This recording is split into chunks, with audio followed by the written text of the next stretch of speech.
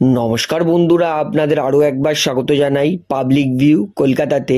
বন্ধুরা, আজকে ইডেনে কেকেআর ভার্সেস মুম্বাই ম্যাচে যদি বৃষ্টি হয় তাহলে কি হবে।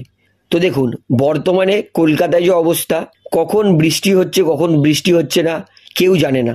এটা হতেই পারে, ভাবুন 7:30 থেকে বৃষ্টি শুরু হলো, 10:30 অবধি হলো, সেক্ষেত্রে কিন্তু ম্যাচ হওয়ার সম্ভাবনাই নেই। অর্থাৎ যদি আজকে বৃষ্টি হয় তাহলে ম্যাচ তো হবে না। যদি বৃষ্টি থেমে থেমে হয় তাহলে হয়তো 20 ওভার না হলেও 10 ওভার, 14 ওভার, 6 ওভার, 8 ওভার এরকম হলেও হতে পারে। তো যদি ম্যাচটা বৃষ্টির কারণে যদি না হয়, সেক্ষেত্রে কিন্তু কলকাতার মুম্বাই দুজনেই 1 পয়েন্ট করে পেয়ে যাবে। তাতে মুম্বাইয়ের কোনো লাভ অথবা কোনো ক্ষতি হবে না। তবে কেকেআর, তাদের একটা জিনিস হবে, কেকেআর তারা কিন্তু প্লে অফসে কনফার্ম হয়ে যাবে।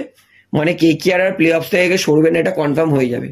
তবে আজকে যদি ম্যাচটা ড্র হয়, কেকেআর 1 পয়েন্ট পায়, সেক্ষেত্রে কিন্তু কেকেআর এর যে টপ 1 বা 2 এ থাকার স্বপ্ন, সেটা কিন্তু পিছনে পড়ে যাবে। আজকে যদি কেকেআর জিতে যেত তাহলে কেকেআর 100% টপ 2 এ থাকতোই। তো যদি আজকে বৃষ্টির জন্য কেকেআর না জিততে পারে তাহলে কেকেআর অবশ্যই 1 পয়েন্ট পাবে। সেক্ষেত্রে কিন্তু কেকেআর কে তার পরের ম্যাচে অবশ্যই জিততে হবে টপ 2 বা 1 এ থাকার জন্য। তো এবারে বলি, আজকে কেকেআর এর জয়ের চাবিকাঠি কি হবে। তো আজকে কেকেআর কেন, মুম্বাইয়েরও জয়ের চাবিকাঠি হবে, যে টস জিতবে সে কিন্তু টস জিতে বোলিং নেবে। কারণ ডিএলএস মানে ডার্কেস্ট লুইস্ট মেথড, সেটা কিন্তু খেলায় আসবে।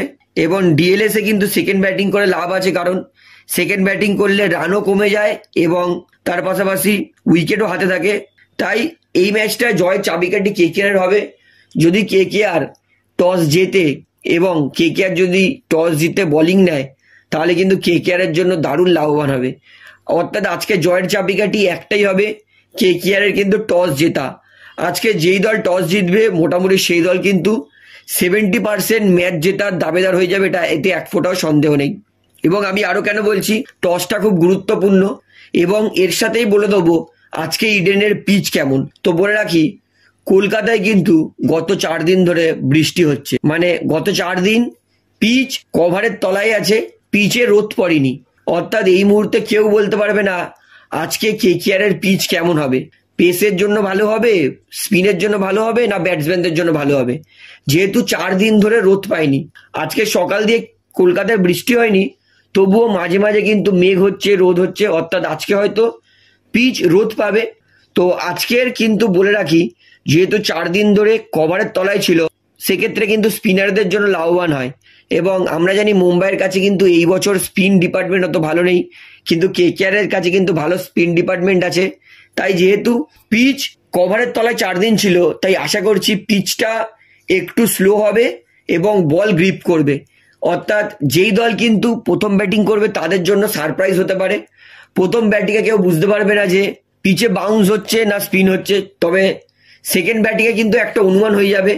সেই জন্যই আমি বলছি কেকেআর টস জিতে বোলিং নেওয়া উচিত, কারণ সেকেন্ড ব্যাটিংয়ে কেকেআর একটা আন্দাজ হয়ে যাবে যে পিচে কিরকম রান হতে পারে বা কিরকম বাউন্স হচ্ছে বা স্পিন হচ্ছে না হচ্ছে। তাই জন্যই আমি আজকে বলছি কেকেআর এর কিন্তু টস জেতাটা খুবই গুরুত্বপূর্ণ আজকের ম্যাচের জন্য।